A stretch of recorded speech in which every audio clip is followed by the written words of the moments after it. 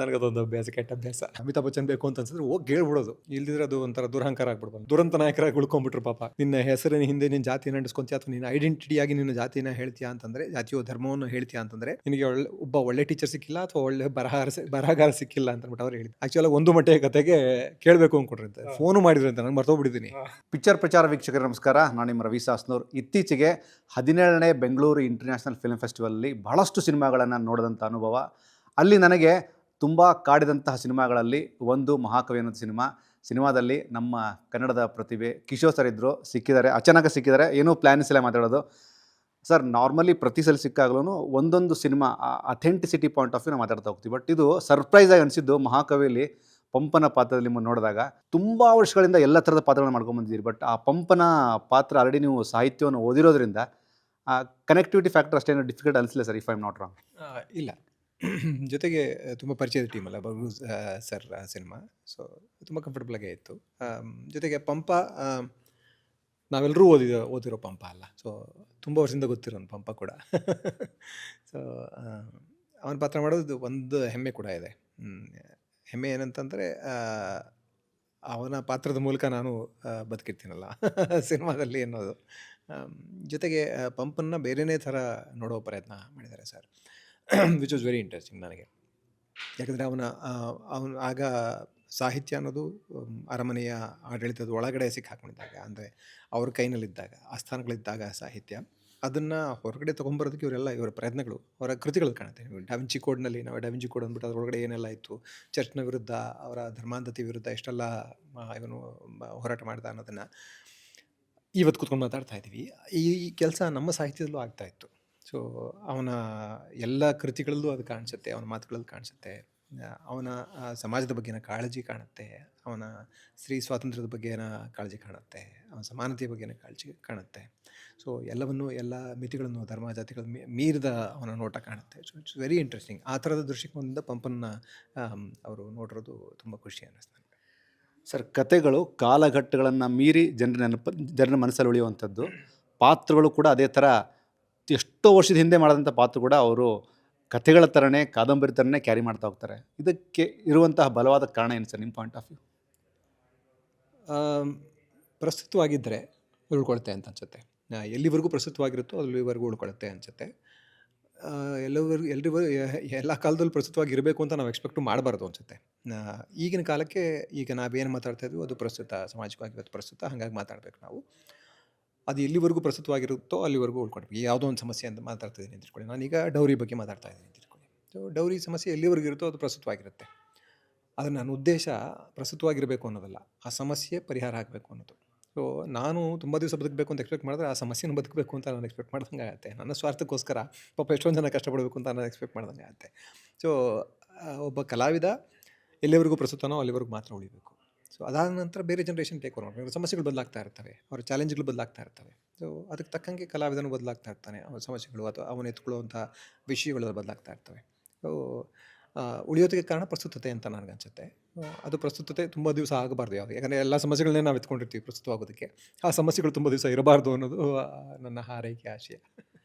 Sir, ಈಗ ಸುಮ್ಮನೆ ಮುಖಸ್ತುತಿ ಮಾತಾಡೋಂಥಲ್ಲ, ನಿಮ್ಮ ಜೊತೆ ಮಾತಾಡುವಾಗ, ರಂಗಣ ರಘುವ್ರ ಜೊತೆ ಮಾತಾಡುವಾಗ, ಅನಂತ್ ನಾಗ್ ಸರ್ ಜೊತೆ ಮಾತಾಡುವಾಗ, ರಮೇಶ್ ಅರವಿಂದ್ ಅವ್ರ ಜೊತೆ ಮಾತಾಡುವಾಗ, ಅಂದರೆ ನನಗೆ ಪರ್ಸ್ನಲ್ ಅನಿಸಿದ್ದು, ನೀವುಗಳು ಮಾಡಿದಂತಹ ಪಾತ್ರಗಳು ಸಣ್ಣದೋ ದೊಡ್ಡದೋ, ಅದು ತುಂಬ ಡ್ಯೂರೇಷನ್ ಬರುತ್ತೋ, ಇದೆಲ್ಲವನ್ನು ಹೊರತುಪಡಿಸಿ ಆ ಪಾತ್ರಗಳನ್ನು ಜೀವಿಸುವಿಕೆಯಲ್ಲೇ ನಮಗೊಂದು ಸೆಲೆಬ್ರೇಷನ್ ಪಡ್ತೀವಿ, ಸಂಭ್ರಮ ಪಡ್ತೀವಿ ಅನ್ನೋಂಥ ಆ ಪಾಯಿಂಟು ಪ್ರತಿಯೊಂದು ಮಾತಲ್ಲೂ ನಾನು ಅಬ್ಸರ್ವ್ ಮಾಡ್ತಾ ಇರ್ತೀನಿ. ಈ ಥರದ ಒಂದು ಸ್ಟ್ರಾಂಗ್ ಎನರ್ಜಿ ನಿಮ್ಮಲ್ಲಿ ಪಾಸ್ ಆಗೋದಕ್ಕೆ, ಕಲಾವಿದಲ್ಲಿ ಪಾಸ್ ಆಗೋದಕ್ಕೆ ಏನಿರುತ್ತೆ ಸರ್, ಏನು ಕೋರ್ ಪಾಯಿಂಟ್ ಇರುತ್ತೆ ಅಂತ? ಗೊತ್ತಿಲ್ಲ. ಅದು ಗೊತ್ತಿದ್ದಿದ್ರೆ ಅದನ್ನ ಮ್ಯಾನಿಪುಲೇಟ್ ಮಾಡ್ಬಿಡ್ತಾ ಇದ್ವಿ ಅನಿಸುತ್ತೆ. ಗೊತ್ತಿಲ್ಲ, ಅದು ಇನ್ ಕೇಸ್ ಇದೆ ಅಂತಂದರೆ, ಅದು ನಾನು ಹೇಳೋದೇನೆಂದರೆ beauty lies in the eyes of the beholder ಅಂತ. ನೋಡೋರ ಕಣ್ಣಲ್ಲಿ ಅದಿದೆ ಅಂತ ಅನಿಸುತ್ತೆ ನನಗೆ. ನೋಡೋರಿಗೆ ಒಬ್ಬ ವ್ಯಕ್ತಿಯೋ ವ್ಯಕ್ತಿತ್ವೋ ಇಷ್ಟ ಆಗಿ ಹೋಗಿ ಅವನು ಏನು ಹೇಳಿದ್ರು ಅದು ತುಂಬ ಇಂಟ್ರೆಸ್ಟಿಂಗ್ ಆಗಿ ಕಾಣೋಕ್ಕೆ ಶುರು ಆಗುತ್ತೆ. ಅದರಲ್ಲಿ ಒಂದು ಕಾನ್ಷಿಯಸ್ ಚಾಯ್ಸ್ ಏನಿರ್ಬೋದು ಅಂತಂದರೆ, ಯೂಶುವಲ್ ಕಲಾವಿದಲ್ಲಿ ನಾನು ನೋಡಿದ್ದೀನಿ, ನಾನು ಮಾಡೋಕ್ಕಾಗತ್ತೆ ಗೊತ್ತಿಲ್ಲ, ಪ್ರಯತ್ನ ಅಂತೂ ಪಡ್ತಾ ಇರ್ತೀನಿ ನಾನು ರೆಗ್ಯುಲರಾಗಿ. ನಾವು ಏನನ್ನು ಎತ್ಕೊಳ್ತೀವಿ, ಯಾವ ಥರದ ಪಾತ್ರಗಳನ್ನ ಆಯ್ಕೆ ಮಾಡ್ಕೊಳ್ತೀವಿ, ಅದರಲ್ಲಿ ಒಂದು ಕಾನ್ಷಿಯಸ್ ಡಿಸಿಷನ್ ಅಂತೂ ಇದ್ದಿರುತ್ತೆ. ಏನು ಹೇಳ್ತಾ ಇದ್ವಿ ಪಾತ್ರದ ಮೂಲಕನೋ, ಈ ಸಿನಿಮಾ ಮೂಲಕನೋ. ಪಾತ್ರಗಳು ಕೆಲವು ಸಲ ಪಾತ್ರಗಳು ನೆಗೆಟಿವ್ ಆಗಿತ್ತಿರ್ಬೋದು, ಬಟ್ ಸಿನಿಮಾ ಮೂಲಕ ಏನು ಹೇಳ್ತಾ ಇದ್ದೀವಿ, ಸೊ ಅವು ನಮ್ಮ ಮೌಲ್ಯಗಳನ್ನು ಬಿಂಬಿಸ್ತವಲ್ಲ. ಸೊ ಆ ಮೌಲ್ಯಗಳು, ಆ ಕಾನ್ಷಿಯಸ್ ಚಾಯ್ಸ್ ಎಲ್ಲೋ ಒಂದು ಕಡೆ ಗೊತ್ತಿಲ್ಲದಂಗೆ ಕೆಲಸ ಮಾಡ್ತಾ ಇರ್ತಾರೆ. ಅದು ಯಾಕೆ ಅಂತಂದರೆ ಈಗ ಜನಗಳು ನಮ್ಮನ್ನು ನಂಬಿ ನೋಡ್ತಾ ಇದ್ದಾರಲ್ಲ, ಸೊ ನನ್ನ ಪ್ರೇಕ್ಷಕರಲ್ವಾ, ಸೊ ಆ ಪ್ರೇಕ್ಷಕರಿಲ್ಲದೆ ನಾನಿಲ್ಲ. ಇಟ್ಸ್ ಒಂಥರ ಸಿಂಬಯಾಸಿಸ್ ಥರ ಅದು. ಅವರಿಲ್ಲದೆ ನಾವಿಲ್ಲ, ನಾವಿಲ್ಲದೆ ಅವರಿಲ್ಲ ಅನ್ನೋ ಥರದ್ದು. ಅಂದರೆ ನಾವಿಲ್ಲದೆ ಅವರಿಲ್ಲ ಅಂತ ಹೇಳೋಕ್ಕಾಗಲ್ಲ, ಬಟ್ ಸ್ಟಿಲ್ ಯಾಕೆ ಹೇಳ್ತೀನೋ, ಒಬ್ಬ ಕಲಾವಿದ ಅಥವಾ ಒಂದು ಮಾಧ್ಯಮ, ಈ ಥರದ ಒಂದು ಕಲಾ ಮಾಧ್ಯಮ ಇಲ್ಲದೆ ಜನಗಳು ಇರೋದಕ್ಕಾಗೋದಿಲ್ಲ. ಯಾಕೆಂದರೆ ಅವರ ಆ್ಯಕ್ಚುಲಾಗಿ ಏನದು ಬುದ್ಧಿಯ ಸ್ಥಿಮಿತ, ಬುದ್ಧಿಯ ಸ್ವಾಸ್ಥ್ಯ ಎಲ್ಲದಕ್ಕೂ ತುಂಬ ಮುಖ್ಯ. ಒಂದು ಕಲಾ ಪ್ರಕಾರ ತುಂಬ ಮುಖ್ಯ, ಕಲೆಗಳು ತುಂಬ ಮುಖ್ಯ. ಯಾಕೆಂದರೆ ಅವನ ಮಾನಸಿಕ ಸ್ವಾಸ್ಥ್ಯನ ಉಳಿಸ್ಕೊಳ್ಳೋದಕ್ಕೆ ಬಂತು. ಸೊ ತೀರಾ ಹುಚ್ಚಿಡಿದಾಗ ಅವ್ನಿಗೊಂದು ಎಂಟರ್ಟೈನ್ಮೆಂಟ್ ಇರುತ್ತೆ, ಒಂದು ಔಟ್ಲೆಟ್ ಇರುತ್ತೆ. ಅದು ಜೊತೆಗೇ ಅದು ಅವನನ್ನು ಎಚ್ಚರಿಸ್ತಾನೂ ಇರುತ್ತೆ. ಒಂದು ಕಲೆ ಜನಪರವಾಗಿದ್ದಾಗ ಜನಗಳ ಸಮಸ್ಯೆಗಳನ್ನ ಎತ್ಕೊಂಡು, ಅಥವಾ ಅವನ ಒಬ್ಬ ಮನುಷ್ಯನ ಅವನ ಪರ್ಸನಲ್ ಸಮಸ್ಯೆಗಳೇ ಇದ್ದಿರ್ಬೋದು.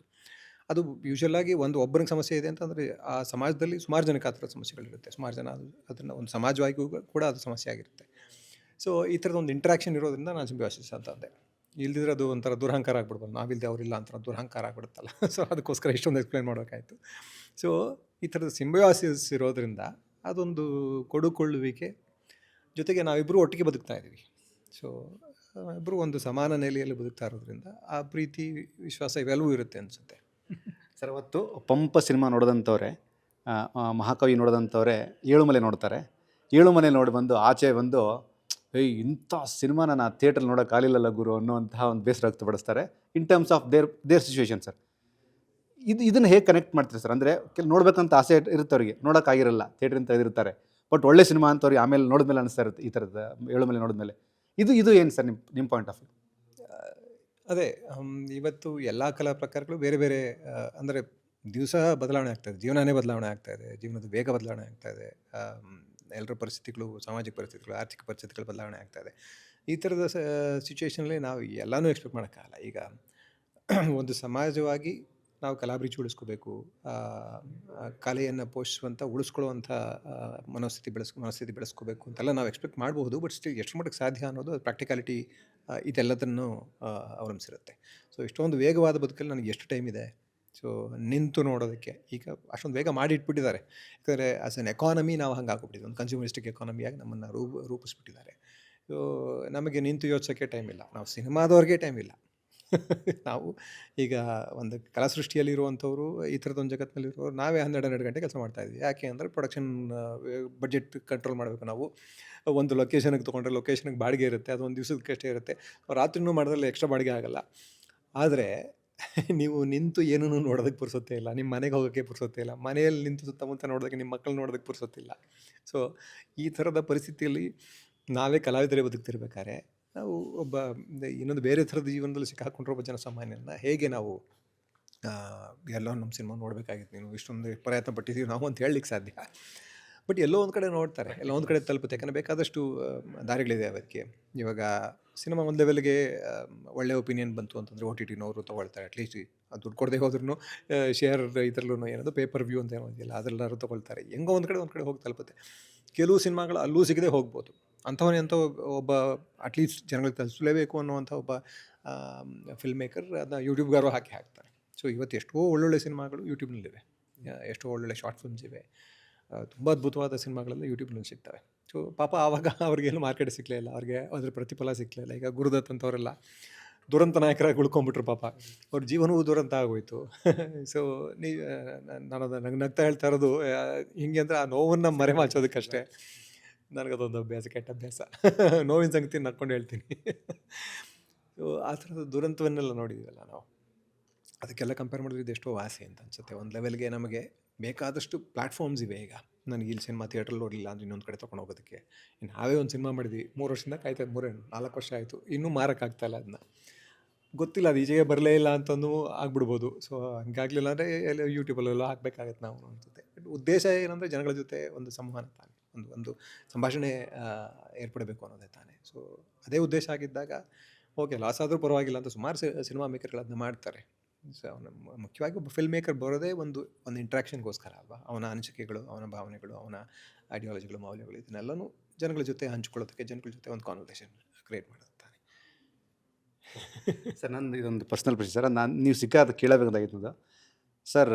KP ಪೂರ್ಣಚಂದ್ರ ತೇಜಸ್ವಿ ಅವರ ಜುಗಾರಿ ಕ್ರಾಸ್ ಅನ್ನುವಂಥ ಕಾದಂಬರಿ ಸಿನಿಮಾ ಆಗ್ತಾಯಿದೆ ಸರ್. ನನಗೇನೆಂದರೆ ಜುಗಾರಿ ಕ್ರಾಸ್ ಅನ್ನುವಂಥ ಕಾದಂಬರಿ ಓದೋದಕ್ಕೂ ಕೆ ಪಿ ಪೂರ್ಣಚಂದ್ರ ತೇಜಸ್ವಿ ಅವ್ರನ್ನ ಓದೋದಕ್ಕೂ ಆ 2 ಲೇಯರ್ ಆಫ್ ಡಿಫ್ರೆನ್ಸ್ ಇದೆ ಸರ್. ಅದು ನಿಮ್ಮ ಪಾಯಿಂಟ್ ಆಫ್ ವ್ಯೂ ಹೇಗಿರುತ್ತೆ ಸರ್? ಅಂದರೆ ಅವ್ರು ಬರೆದಂಥ ಪುಸ್ತಕ ಓದೋದಕ್ಕೂ ಅಥವಾ ಆ ವ್ಯಕ್ತಿನ ಓದಬೇಕು ಅನ್ನೋಂಥ ಪಾಯಿಂಟ್ ಆಫ್ ವ್ಯೂ. ಗೊತ್ತಿಲ್ಲ, ತೇಜಸ್ವಿಯಲ್ಲಿ ಆ ವ್ಯಕ್ತಿಗೂ ಅವರ ಬರಹಗಳಿಗೂ ವ್ಯತ್ಯಾಸ ನಮಗೆಲ್ಲೋ ಮಸ್ಕ್ ಆಗೋಗ್ಬಿಟ್ಟಿದೆ ಅನ್ಸುತ್ತೆ. ಯಾಕಂದರೆ ತೇಜಸ್ವಿನ ಅಷ್ಟೊಂದು ಇಷ್ಟಪಟ್ಬಿಟ್ಟು ಬೇರೆ ಓದ್ತಾರೆ, ಅದು ಸಮಸ್ಯೆ. ತೀರಾ ಭಾವನಾತ್ಮಕವಾದ ಒಂದು ಸಂಬಂಧ ಬೇರೆ ಬಂದುಬಿಟ್ಟಿದೆಯಲ್ಲ ಅಲ್ಲಿ. ಸೊ ಅವೆಲ್ಲ ಸಮಸ್ಯೆ ಆಗಿಬಿಡುತ್ತೆ. But still as A writer ಅವರು ಅದನ್ನು ಅವ್ರು ಅಚೀವ್ ಮಾಡಿದ್ದಾರೆ ಅಂತ ಅನ್ಸುತ್ತೆ ನನಗೆ. ಅವರ ಬರಹಗಳನ್ನ ಓದ್ತಾ ಇದ್ದಾಗ ನೀವು ತೇಜಸ್ವಿ ಅವ್ರನ್ನ ಮರಿತೀರಾ, ಮರೆತು ಅವರ ಬರಹದೊಳಗೆ, ಅವ್ರ ಜಗತ್ತಿನೊಳಗೆ, ಅವ್ರು ಕ್ರಿಯೇಟ್ ಮಾಡೋ ಜಗತ್ತಿನೊಳಗೆ ಹೊರಬಿಡ್ತೀರಾ. ಅದು ಎಷ್ಟು ಇಂಟ್ರೆಸ್ಟಿಂಗ್ ಆಗಿರುತ್ತೆ ಅವ್ರ ಜಗತ್ತು ಅಂತಂದರೆ, ಅವ್ರು ಕ್ರಿಯೇಟ್ ಮಾಡೋ ಜಗತ್ತುಗಳು ಸಲೀಸಾಗಿ ನಿಮ್ಮನ್ನು ಅವರನ್ನು ಮರೆತು ಅವರನ್ನು ಸಪ್ರೇಟ್ ಮಾಡಿ ಅವ್ರನ್ನ ಮರೆಯೋದಿಲ್ಲ, ನಮ್ಮನ್ನು ನಾವೇ ಮರೆತು ಅದ್ರೊಳಗಡೆ ಹೋಗುವಷ್ಟು ತಲೆನೋವಾಗುವಷ್ಟು ಇಮರ್ಸಿವ್ ಆಗಿರ್ತವೆ ಅಂತ ನನಗನ್ಸುತ್ತೆ. That's what I have felt. Tejaswi fan ನಾನು. ಸೊ ತೇಜಸ್ವಿ ಫ್ಯಾನ್ ಆಗಿ ಇದು ನನ್ನ ಅನುಭವಕ್ಕೆ ಬಂದಿದೆ. ಅವ್ರು ಒಂದೊಂದು ಪುಟ್ಟ ಕಥೆಯೂ ಕೂಡ ಅವರು ಸೃಷ್ಟಿಸೋ ಜಗತ್ತು ನಿಮ್ಮನ್ನು ಅಷ್ಟು ಇಮರ್ಸಿವ್ ಆಗಿ ಮಾಡೋದ್ರಿಂದನೇ ಅವರ ಎಲ್ಲವನ್ನು ಅವರು ಹೇಳ್ತಾ ಇರೋ ವಿಷಯಗಳು, ಮೌಲ್ಯಗಳು ಎಲ್ಲವನ್ನೂ ಈಸಿಯಾಗಿ ಇಂಬೈಬ್ ಮಾಡ್ಕೊಳಕ್ಕೆ ಸಾಧ್ಯ, ಈಸಿಯಾಗಿ ಅರ್ಥ ಮಾಡ್ಕೊಳಕ್ಕೆ ಸಾಧ್ಯ. ಸೊ ತುಂಬ ರೇರ್ ರೈಟರ್ ಅಂತ ನನಗೆ ಅದಕ್ಕೆ ಅನ್ಸೋದು. ತುಂಬ ಆಳವಾದ ವಿಷಯಗಳನ್ನು ತುಂಬ ಸಲೀಸಾಗಿ ತಲುಪಿಸಕ್ಕೆ ಸಾಧ್ಯ ಆಯಿತು ಅವರಿಗೆ. ತುಂಬ ಸರಳ ಭಾಷೆ ಜೊತೆಗೆ ಅವರ ಭಾಷೆ ಒಂದು ಮೋಡಿ ಇದೆ, ನಿಮಗೆ ಗೊತ್ತಲ್ಲ ಅದು ಆ ಮೋಡಿಯ ಮೂಲಕ, ಆ ಹಾಸ್ಯದ ಮೂಲಕ ಎಷ್ಟು ಈಸಿಯಾಗಿ ಎಷ್ಟು ಚೆನ್ನಾಗಿ ತಲುಪಿಸ್ಕೊಂಡು ಹೋಗ್ತಾರೆ. ನಿಮ್ಮನ್ನು ಈಸಿಯಾಗಿ ಎಲ್ಲ ಭಾವನೆಗಳು, ಅಲ್ಲಿರೋ ಒಂದೊಂದು ಪಾತ್ರ, ಒಂದೊಂದು ಸನ್ನಿವೇಶ, ಅದರ ಆಳ, ವಿಸ್ತಾರ ಎಲ್ಲವನ್ನೂ ಅಷ್ಟು ಸಲೀಸಾಗಿ ತಲುಪಿಸಿದಂಥ ತುಂಬ ಪವರ್ಫುಲ್ ರೈಟರ್ ಅಂತ ನನಗೆ ಅನಿಸುತ್ತೆ. ನಮ್ಮ ಟೈಮ್ಸಲ್ಲಿ ನಾವೆಲ್ಲ ಲಕ್ಕಿ ಅವರ ಬರಹಗಳು ಸಿಕ್ಕಿದ್ದಕ್ಕೆ. ಅವರೇ ಹೇಳಿದ್ದು ಅನ್ಸುತ್ತಲ್ಲ, ಯಾರು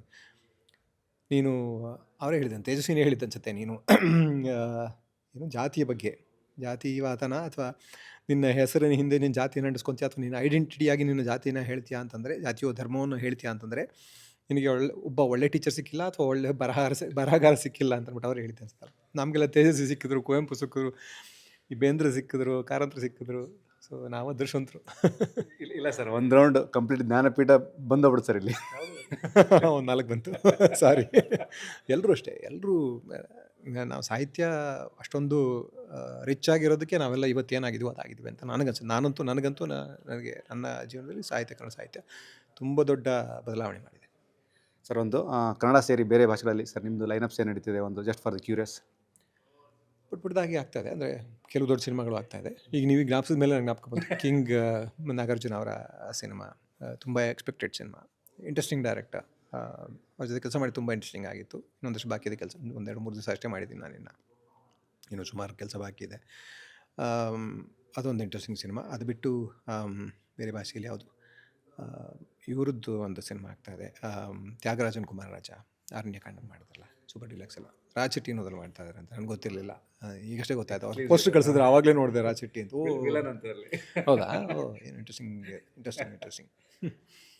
ರಾಜ್ ಮಾಡ್ತಾ ಇದ್ದೆ. ತ್ಯಾಗರಾಜನ್ ಕುಮಾರರಾಜ ಇದು very interesting film maker to ಆಗಬೇಕು. ನಾನು ಅವ್ರದ್ದು ಇದಕ್ಕೆ ಮುಂಚೆ ಆ್ಯಕ್ಚುಲಾಗಿ ಅರಣ್ಯಕಾಂಡವೇ ಮಾಡಬೇಕಾಗಿತ್ತು, ಆ ರೋಲೊಂದು ಮಾತಾಡಿದ್ವಿ. ಆಮೇಲೆ ಅದೇನೋ ಪ್ರೊಡಕ್ಷನಲ್ಲಿ ಸಮಸ್ಯೆ ಆಗೋಯ್ತು ಅವ್ರಿಗೆ, ಸಖತ್ ವಿಚಿತ್ರ ಸಮಸ್ಯೆ ಅದಂತೂ. ನಾನು ಅವ್ರು ದುಡ್ಡು ಕೇಳಿದ್ರೆ ಎಷ್ಟು ದುಡ್ಡು ಬೇಕು ಅಂತಂದ್ಬಿಟ್ಟು ಎಷ್ಟಾದ್ರು ಕೊಡಿ ಅಂತಂದೆ. ಆಮೇಲೆ ಅಲ್ಲಿಂದ ಫೋನೇ ಬರಲಿಲ್ಲ. ಏನು ಅಂದರೆ ನಾನು ಆಮೇಲೆ ಸೋಮು ಮಾಡ್ತಾಯಿದ್ದೀನಿ, ಗೊತ್ತಾಯ್ತು. ಸೋಮು ಗೊತ್ತಿರಲಿಲ್ಲ, ಇನ್ನೂ ಪರಿಚಯ ಇರಲ್ಲ.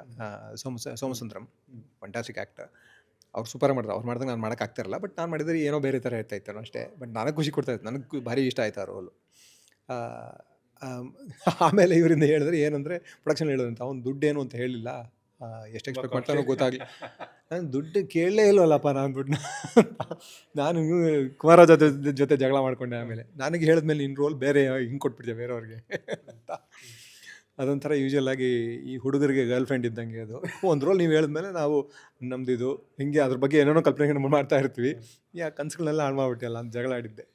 ಆಮೇಲೆ ಪಾಪ ಅದು ಮಾಡರ್ನ್ ಲವ್ ಚೆನ್ನಾಗಿದೆ, ಒಂದು ಬ್ಯೂಟಿಫುಲ್ ರೋಲ್, ಒಂದು ಬ್ಯೂಟಿಫುಲ್ ಕತೆ. ಅದು ಮಾಡಿದ್ವಿ ಒಟ್ಟಿಗೆ ಕೆಲಸ. ತುಂಬ ಇಂಟ್ರೆಸ್ಟಿಂಗ್ ಅನ್ಸುತ್ತೆ ಅವ್ರ ಜೊತೆ ಕೆಲಸ ಮಾಡಿದೆ. ಆ್ಯಕ್ಚುಲಾಗಿ ಅದನ್ನು ಇವರು ಭಾರತಿರಾಜ ಡೈರೆಕ್ಟ್ ಮಾಡಿದ್ರು, ಬಟ್ ಕುಮಾರರಾಜ ಅವ್ರಿಗೆ ಅಸೋಸಿಯೇಟ್ ಆಗಿ ಇದ್ರ ಜೊತೆಗೆ ಬರೆದಿದ್ದು ಕುಮಾರರಾಜನೇ ಆಗಿದ್ದರಿಂದ ಪ್ರೊಡಕ್ಷನು ಕುಮಾರರಾಜ ಅದೇ. Very very interesting. ಅದು ಬಿಟ್ಟು ವೆಟ್ರಿ ಸಿನಿಮಾ ಗೊತ್ತಿಲ್ಲ, ಅವ್ರದ್ದು ನಡೀತಾನೆ ಇದೆ. ಮಧ್ಯದಲ್ಲಿ ಒಂದ್ಸಲ ಕೇಳಿದ್ರು ರೇಟು, ನೋಡಬೇಕು ಏನಾಗುತ್ತೆ ಅಂತ ಇನ್ನೂ ಗೊತ್ತಿಲ್ಲ. ಯಾಕಂದರೆ ವೆಟ್ರಿ ಸಿನಿಮಾ ಶೂಟ್ ಮಾಡ್ದಂಗೆ ಎವಾಲ್ವ್ ಆಗ್ತಾನೆ ಇರುತ್ತೆ ಕಥೆ ಅದು. ಸೊ ಬೇರೆ ಕಡೆಯಿಂದ ಬಂದು ಈ ಜಗತ್ತಿನೊಳಗಡೆ ಸೇರ್ಕೊಳ್ಳೋಂಥ ಕಥೆಯನ್ನು ಮಾಡ್ತಾರೆ. ವಡ ಚೆನ್ನೈ ಜಗತ್ತಿಗೆ ಮಧುರೆಯಿಂದ ಒಂದು ಕ್ಯಾರೆಕ್ಟರ್ ಬಂದು ಸೇರ್ಕೊಳ್ಳುತ್ತೆ ಅಂತ. ಅದು ಎಲ್ಲಿಗೆ ಸೇರ್ಕೊಳ್ಳುತ್ತೆ, ಯಾರ್ಯಾರು ಇರ್ತಾರೆ ಇನ್ನೂ ಗೊತ್ತಿಲ್ಲ ನನಗೆ.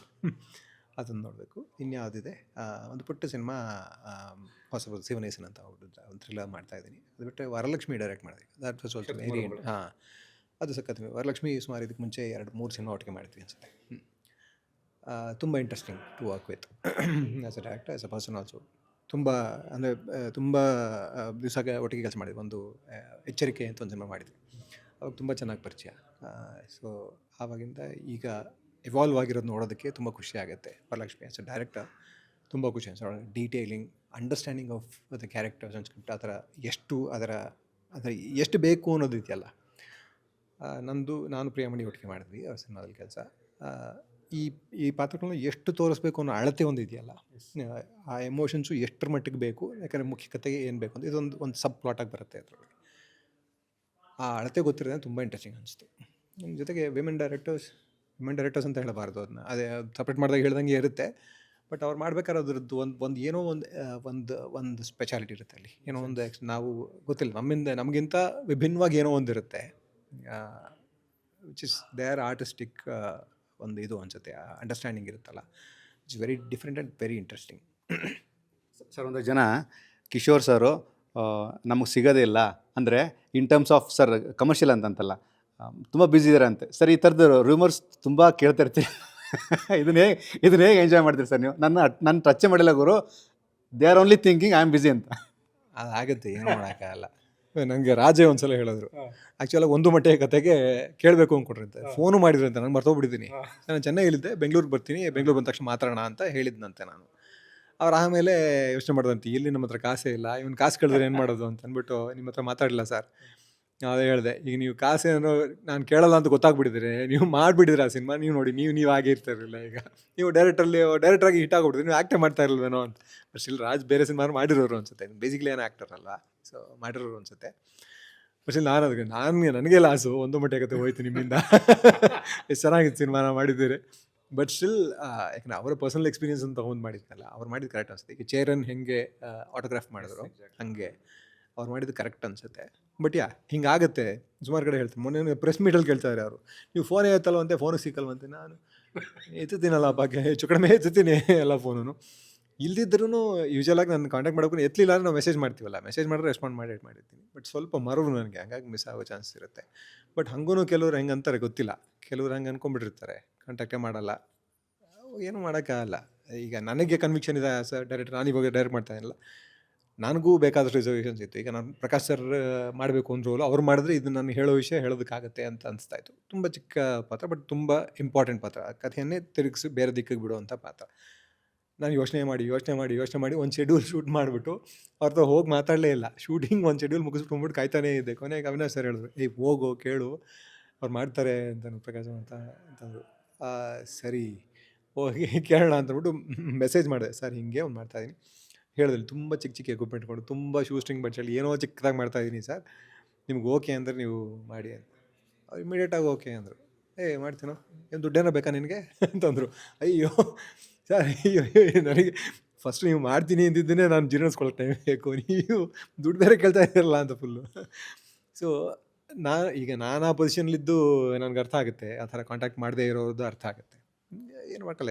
ನನಗೇನು ಅನಿಸುತ್ತೆ, ನಾನು ಎಲ್ರಿಗೂ ಹೇಳೋದು, ಹೊಸ ಡೈರೆಕ್ಟರ್ಗಳಿಗೆ ಎಲ್ರಿಗೂ, ನಿಮಗೆ ಯಾರೇ ಆಗಲಿ, ನನ್ನ ಅಂತ ಅಲ್ಲ, ನಿಮಗೆ ಯಾರೇ ಆ್ಯಕ್ಟರ್ ಬೇಕು ಅನ್ಸಿದ್ರು ನಿಮ್ಮ ಇಮ್ಯಾಜಿನ್ ಮಾಡ್ಕೋತಾ ಇರ್ತಾರಲ್ಲ, ಕತೆ ಬರಿತಾನೆ ತಲೆಯಲ್ಲಿ ಯಾರು ಬರ್ತಾ ಇರ್ತಾರೆ, ಇವ್ರು ಹಿಂಗಿದ್ರೆ ಸಕ್ಕದಾಗಿರುತ್ತೆ ಅಂತ ಹೋಗಿ ಅಪ್ರೋಚ್ ಮಾಡಿಬಿಡ್ಬೇಕು. ಮಾಡಲ್ಲ ಅಂತ ಅವ್ರು ಹೇಳಿದ್ಮೇಲೆ ಬೇರೆ ಪ್ರಶ್ನೆ. ಸೊ ಅಪ್ರೋಚ್ ಮಾಡಿಬಿಟ್ರೆ ಸುಮಾರು ಜನ ಮಾಡಿದ್ದಾರೆ ಆ ಥರ. ಎಷ್ಟು ಎಲ್ಲ ದೊಡ್ಡ ದೊಡ್ಡ ಆ್ಯಕ್ಟ್ರುಗಳು ನಾನು ಈಗ ನೋಡ್ತಾ ಇರ್ತೀನಿ ಯೂಟ್ಯೂಬಲ್ಲಿ. ಮೊನ್ನೆ ಇವಾಗ ಹೇಳ್ತಾನೆ, ಯೂಟ್ಯೂಬಲ್ಲಿ ಸಿನಿಮಾಗಳು ಬರ್ತಾರೆ. ನವಾಜುದ್ದೀನ್ ಸಿದ್ದಿಕಿ ಇವ್ರುಗಳೆಲ್ಲ ಎಷ್ಟು ಮಾಡಿದ್ದಾರೆ. ನಸರುದ್ದೀನ್ ಶಾ, ಶಬಾನ ಆಜ್ಮಿ, ಯಾರ್ಯಾರು ಮಾಡಿದ್ದಾರೆ, ಎಲ್ಲರೂ ಮಾಡಿದ್ದಾರೆ. ಎಂಥದ್ದು ದೊಡ್ಡ ದೊಡ್ಡ ಆ್ಯಕ್ಟ್ರುಗಳೆಲ್ಲ ಬಂದು ಶಾರ್ಟ್ ಫಿಲ್ಮ್ಗಳು ಮಾಡಿದ್ದಾರೆ. ಅವ್ರುಗಳಲ್ಲಿ ಏನು ಪಾಪ ದುಡ್ಡೇ ಇದ್ದಾರಲ್ಲ, ಶಾರ್ಟ್ ಫಿಲ್ಮ್ ಮಾಡೋ ಹುಡುಗರ ಹತ್ರ ಎಲ್ಲಿರುತ್ತೆ ದುಡ್ಡು. ಸೊ ಅವೆಲ್ಲ ಮಾಡಿದ್ದಾರೆ. ನಿಮಗೆ ಹೋಗಿ ಕೇಳಿಬಿಡಿ ಯಾರ್ಯಾರು. ನನ್ನ ಬಂದು ಕೇಳಿದ್ರು, ನನ್ನ ಕೇಳಿದ್ರು ಅಷ್ಟೇ, ಯಾರನ್ನೇ ಹೋಗೋದು ಕೇಳಿಬಿಡ್ಬೇಕು ಅಂತ. ಸೊ ನಾನು ಕಲ್ತಿದ್ದಷ್ಟೇ ಈ ಸಿನಿಮಾದಲ್ಲಿ. ನನಗೆ ಅನ್ಸಿದ್ರೆ ಯಾವ ಇರಬೇಕು ಅಂತಂದರೆ, ನೆಕ್ಸ್ಟ್ ನನಗೆ ಇಲ್ಲಿ ಅಮಿತಾಬ್ ಬಚ್ಚನ್ ಬೇಕು ಅಂತ ಅನ್ಸಿದ್ರೆ ಹೋಗಿ ಕೇಳ್ಬಿಡೋದು, ಅಪ್ರೋಚ್ ಮಾಡೋಕ್ಕೆ ಟ್ರೈ ಮಾಡೋದು. ಆಗಲಿಲ್ಲ ಅಂದರೆ ಬೇರೆ ಪ್ರಶ್ನೆ, ಬೇರೆ ನಮಗೆ ನೆಕ್ಸ್ಟ್ ಚಾಯ್ಸ್ ನೋಡೋಣ. ಬಟ್ ಮಾಡಬೇಕೆಲ್ಲರೂ ಅಪ್ರೋಚ್ ಮಾಡಬೇಕು, ಮಾಡ್ದೇ ಇಲ್ಲ ಅಂತ ಅನ್ಕೋಬಾರ್ದು. ಸರ್, ಹೆಂಗೆ ಗೊತ್ತಾ, ನಾನು ಆ್ಯಕ್ಚುಲಿ ಕೊನೆ ಕೇಳೋಣ ಅಂದ್ಕೊಂಡೆ, ನೀವು ಹೇಳಿದ್ರಿ ನೀವು ಡೈರೆಕ್ಷನ್ ಮಾಡಿರೋ ಸಿನಿಮಾ ಬಗ್ಗೆನೇ ನೀವು ಹೇಳ್ತಾ ಇದ್ರಿ. ಈಗ ಪ್ರಕಾಶ್ ರಾಜ್ ಅವರು ಆ್ಯಕ್ಟ್ ಮಾಡಿದ್ದು ಆ ಸಿನಿಮಾಗೆ ಸರ್ ಎಡಿಟ್ ಮಾಡಿದ್ದು ನನ್ನ ಫ್ರೆಂಡು ಶಿವಕುಮಾರ್ ಸರ್.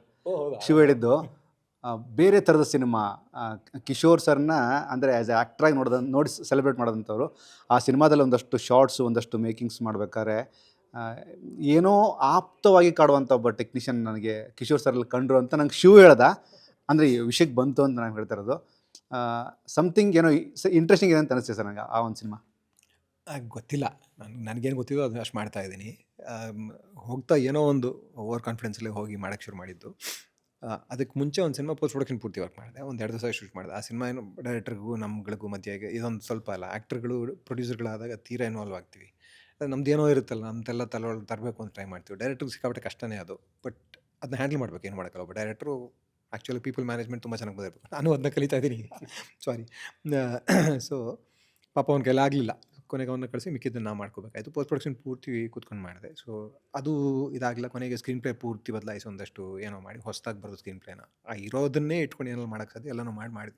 ಆಗ ಒಂದು ಬಂತ ಓವರ್ ಕಾನ್ಫಿಡೆನ್ಸೇ. ಆ ಓವರ್ ಕಾನ್ಫಿಡೆನ್ಸೇ ಈ ಸಿನಿಮಾ ಮಾಡೋದಕ್ಕೆ ಹಾಕಿದ್ದು.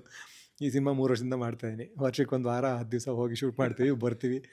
ಇನ್ನೊಂದಷ್ಟು ಬಾಕಿ ಇದೆ. ಇದು ಆ್ಯಕ್ಟಿಂಗ್ ಮಾಡ್ತಾ ಡೈರೆಕ್ಟ್ ಮಾಡೋದು ಸಖತ್ ಇಂಟ್ರೆಸ್ಟಿಂಗ್ ಅನಿಸ್ತು ನನಗೆ. ಅವ್ರು ಹೇಳಿದ್ದಲ್ಲ ಏನಕ್ಕೆ ಅಂದರೆ because of the performance actual ಆಗಿ.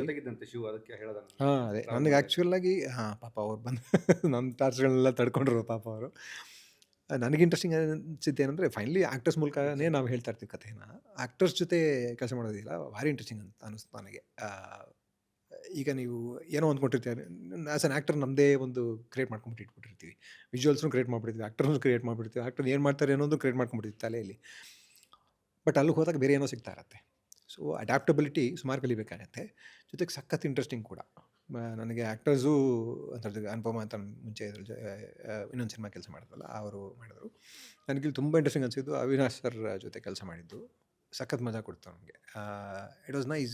ಹೆಂಗೆ ಎವಾಲ್ವ್ ಆಗ್ತಾ ಹೋಗುತ್ತೆ ಕಥೆ, ಪಾತ್ರ, ಒಬ್ಬ ಆರ್ಟಿಸ್ಟ್ನ ಕಾಂಟ್ರಿಬ್ಯೂಷನ್, ಜೊತೆಗೆ ಆರ್ಟಿಸ್ಟ್ನ ಇನ್ವಾಲ್ವ್ಮೆಂಟ್, ಇವೆಲ್ಲದ್ರ ಜೊತೆ ಈ ಪ್ರೊಡಕ್ಷನ್ ಪೂರ್ತಾಗಿ ಮಾಡ್ತಾಯಿಲ್ಲ. ಅದರ ಪ್ರೆಷರ್ಸ್ ಜೊತೆಗೆ ಇದನ್ನು ಹ್ಯಾಂಡಲ್ ಮಾಡೋದಿತ್ತಲ್ಲ. ಪರವಾಗಿಲ್ಲ, ನನಗೊಂದಷ್ಟು ಜೈ ಅಂತ ಅವ್ರು ಹೇಳಿದ್ದಾರೆ, ಅವ್ರು ಪೂರ್ತಿ ಪ್ರೊಡಕ್ಷನ್ ಹ್ಯಾಂಡಲ್ ಮಾಡ್ತಾರೆ. ಶಿವನು ಪಾಪ ಅವ್ರ ಜೊತೆ ಸೇರ್ಕೊಂಡು ಎಲ್ಲ ಕೆಲಸ ಮಾಡಿದ್ದಾರೆ. So it is very interesting. ನೋಡಬೇಕು, ಮುಗಿಸಿದ್ರೆ ಗೊತ್ತಾಗುತ್ತೆ ಎಂಥ ಸಿನಿಮಾ ಅಂತ. ಯಾವ ಥರ ಇರುತ್ತೆ ಅಂತ ನನಗೂ ಹೇಳಕ್ಕೆ ಬರಲ್ಲ ಈಗ, ಅಥವಾ ನಾನು ಕ್ಲೇಮ್ ಮಾಡ್ಕೊಳಕ್ಕಾಗಲ್ಲ. ಯಾಕಂದರೆ ಫಸ್ಟ್ ಟೈಮ್ ಮಾಡ್ತಾಯಿಲ್ಲ, ಫುಲ್ ಫ್ಲೆಡ್ಜ್ಡ್ ಇದು. ಬಟ್ ಏನೋ ಒಂದನ್ನು ಸೀರಿಯಸ್ಸಾಗಿ ಡಿಸ್ಕಸ್ ಮಾಡುವಂಥ ಉದ್ದೇಶನೇ ಇದೆ ಆಡಿಯನ್ಸ್ ಜೊತೆಗೆ. ಅದನ್ನು ಎಷ್ಟು ಎಂಟರ್ಟೈನಿಂಗ್ ಆಗಿ ಹೇಳೋಕ್ಕಾಗುತ್ತೋ ಹೇಳೋ ಉದ್ದೇಶ ಸಿನಿಮಾ ಆಗಿ. ಅದು ನೋಡಿಸ್ಕೊಳ್ಳಬೇಕು ಕೂಡ, ಜೊತೆಗೆ ಒಂದು ಸಣ್ಣ ಹಂತದಲ್ಲಿ ಯೋಚನೆಗೆ ಹಚ್ಚಬೇಕು ಅಂತ. ನೋಡುವ, ಅದನ್ನು ಮುಗಿಸಿ ಈಚೆಗೆ ತರೋಕ್ಕಾದರೆ ಅದೆಲ್ಲ ಆಗುತ್ತೆ. Yes sir, thank you so much sir. ಭಾಳ ಖುಷಿ ಆಯಿತು. ಸರ್ಪ್ರೈಸ್ ಆಗಿದ್ರಿ. ತುಂಬ ಒಳ್ಳೆಯದಿಲ್ಲ sir. Thank you so much. ಇದಿಷ್ಟು ಕಿಶೋರ್ ಅವ್ರ ಮಾತು. ಕ್ಯಾಮರಾ ಪರ್ಸನ್ ಕಿರಣ್ ಜೊತೆಗೆ ರವಿ, ಪಿಕ್ಚರ್ ಪ್ರಚಾರ.